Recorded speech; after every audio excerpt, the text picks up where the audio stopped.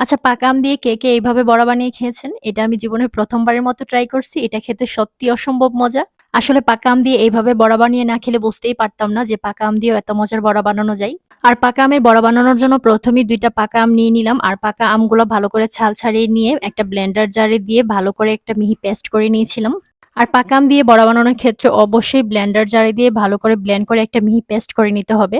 তারপরে এর মধ্যে দিয়ে দিলাম ১ কাপ পরিমাণ ময়দা, ১ চামচ মুড়ি গুঁড়া ও পরিমাণ মতো লবণ। সবগুলো উপকরণ দিয়ে একটা হ্যান্ড মিক্সারের সাহায্যে ভালো করে মিক্স করে নিয়েছিলাম। আর পাকা আমের বড়া বানানোর ক্ষেত্রে অবশ্যই মুড়ি গুঁড়াটা ইউজ করবেন। এখানে মুড়ি গুঁড়াটা ইউজ করলে খুব ভালো একটা স্মেল আসে।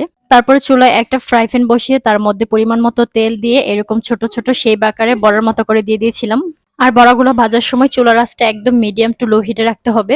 নয়তো কিন্তু এগুলো পুড়ে যেতে পারে। আর বড়াগুলো বানানোর ক্ষেত্রে আমি এখানে কোনো প্রকার চিনি ইউজ করি নাই। কারণ আমগুলো খুব বেশি মিষ্টি ছিল। আপনারা চাইলে কিন্তু চিনি ইউজ করতে পারেন।